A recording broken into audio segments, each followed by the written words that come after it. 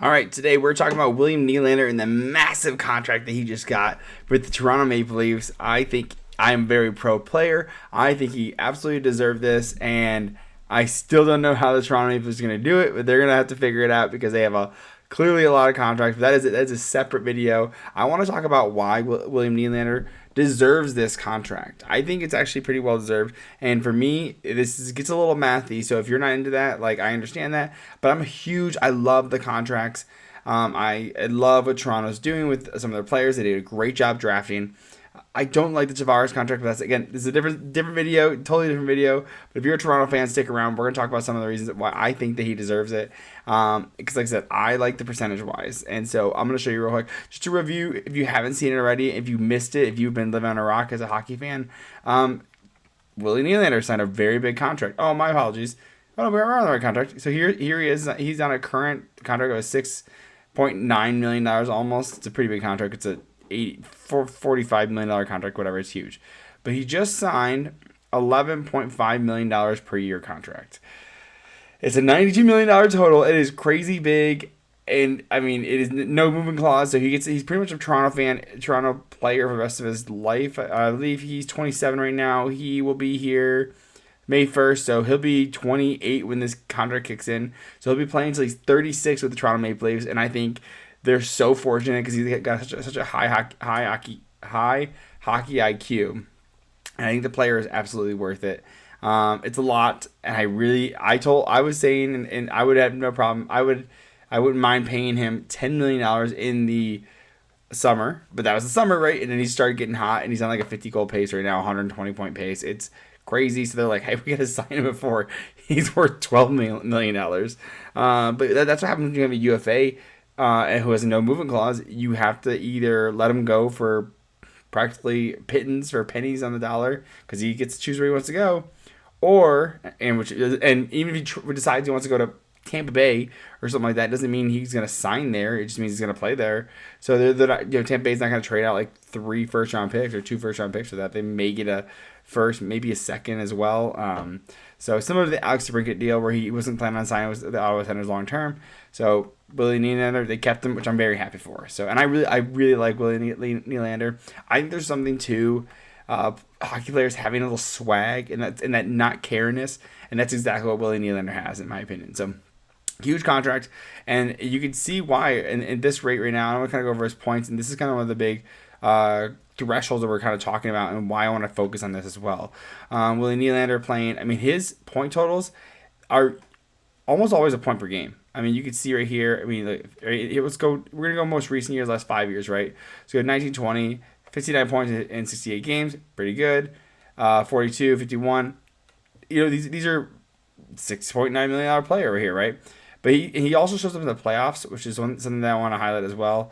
You can see 5 games, 4 points, 7 games, 8 points, 7 games, 7 points, 11 games, 10 points. So he's put up a point per game in the playoffs, and that's one of the big reasons you want to keep a guy like this.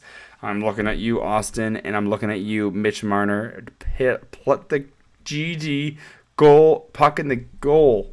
So, but he's absolutely put out in the playoffs, so I'm very happy with him. You can see in 21, 22, 80 points in 81 games. Phenomenal. Love that. And then as well as last year, he ended up 87 points in 82 games. So just getting incrementally better. So you can just see he's just getting better. And we even see that this year, 39 games, 57 points. He's on like I said, 50-plus goal pace. He's on 120 point pace as well for the season. I mean, that's awesome. Probably will dip. Probably won't be 120 points, but I think he can honestly land at 110, which would be crazy, by the way. He's so hot right now, and I love that. Again, it's just that swag, man. He's got it. So, and the reason I want to say that this is to me a reasonable deal is I look at things in not just the dollar amount, because the thing is your cap is going up. I mean, cap, since it was implemented, is continuing to go up. The last couple of years it has not because of the pandemic. I don't know if you missed it or not, but with the salary cap, you can't think about necessarily what it is right now. You have to think about what it's going to be or what it was back in the day, right? If you look at a person like Steven Stamkos, a franchise player, he signed for $8 million over 8 years, and you're like, oh my God, if we can get Steven Stamkos for $8 million over 8 years, yeah. By the way, that was 8 years ago. I don't know if you know this. He signed for $8 million 8 years ago, and that was like 13% of the cap. honestly, we can even look it up. Once I gotta look it up. All right, I was close, but I was off. It was actually 11. It was $8.5 million, and it was $11.5 million for that. Mind you, he was again older player, similar to Willie Nylander at the time. He is now 33, so I think he was 20. He was 26 when he signed that. Right around Willie's age. Willie's 27. So these are, you have to think about these in context, right? And honestly, Yzerman ground him down, ground Stamkos down. And probably haven't took a loss. He probably could have 9.5 on the open market. And by the way, Yzerman let Stamkos walk, by the way, and then Stamkos came back, and that's why he took the discount. So there was the leverage there. So moving on, the reason I wanted to show this is because the percentages matter. Because you got to think about the cap and what it's going to be, right?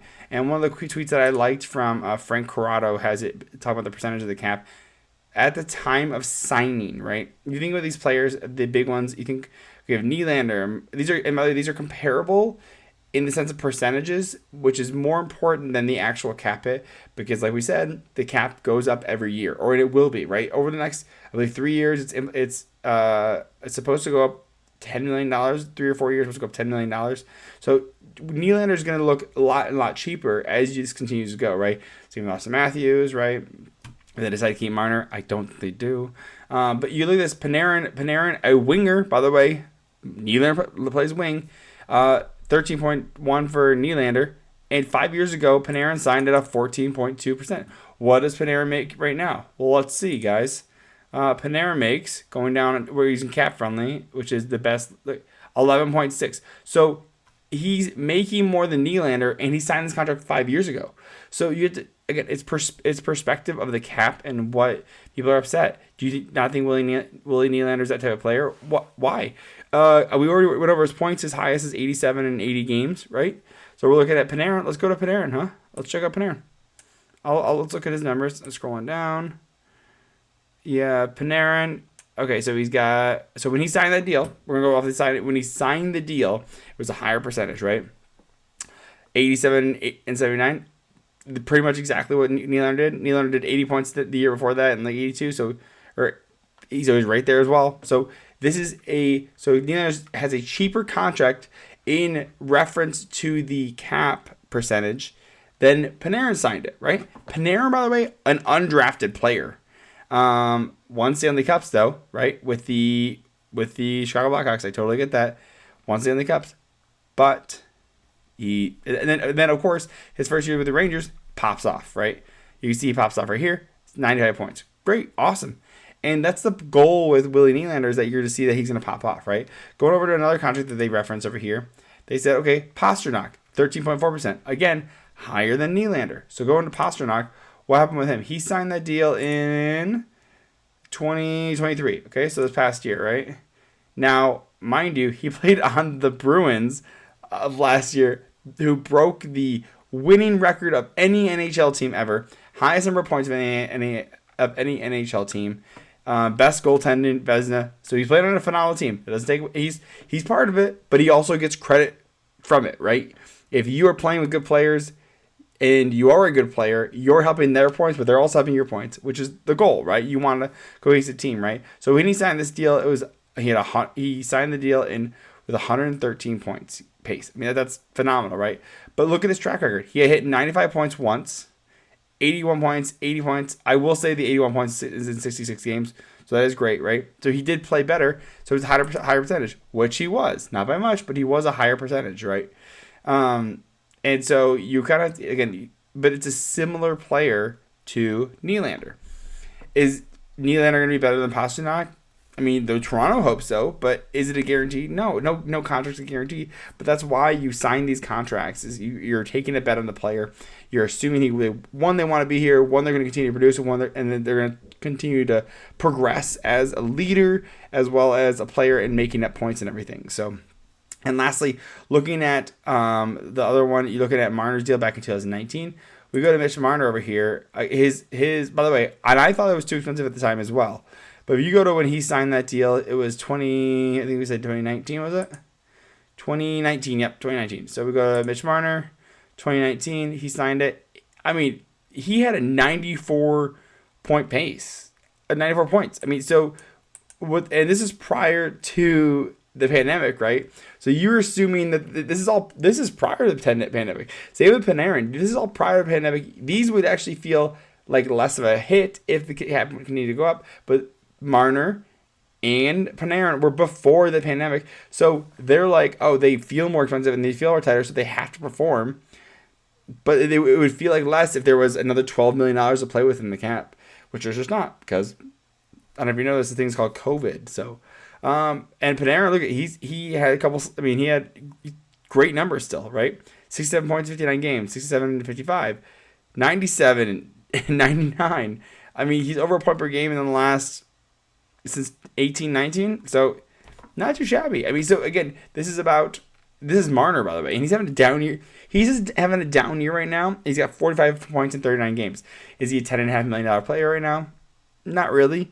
But, again, you're hoping these guys improve and perform, and you're hoping that a guy like Willie Nylander is going to continue to perform. You hope that this guy right here, not this girl, this guy, he's I mean, Cap Friendly has him at 90 out of 100, and as a first-line winger, right?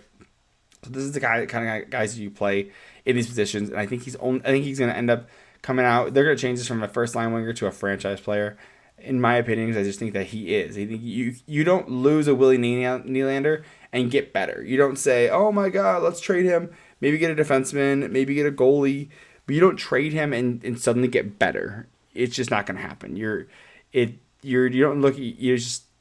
lose Willie Nylander. I mean, who are you going to trade? And by the way, you also have to recognize you can't trade him because he's got no movement clause.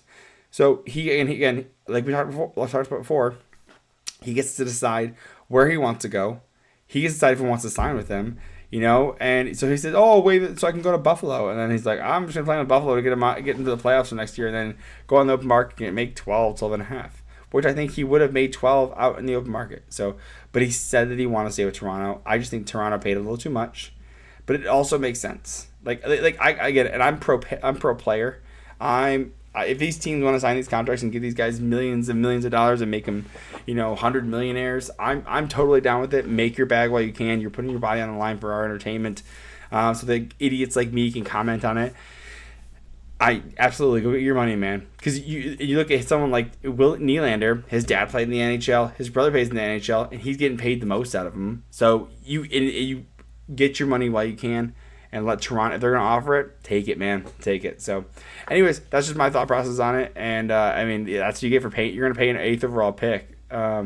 He's doing really well, man. I'm excited for him. I really like William Nylander. I really want him to become a Red Wing, but I understand. Like, Toronto fans, you should be so excited. He's got so much swag. Nothing bothers him. He's just like Willie, man. And he was a star out in Sweden. So you guys should be happy you have the star Swedish player of the National Hockey League. And they feel that in Sweden, by the way. So, love it. Let me know what your thoughts are. Hit like, subscribe, and I'll catch you soon. Love you.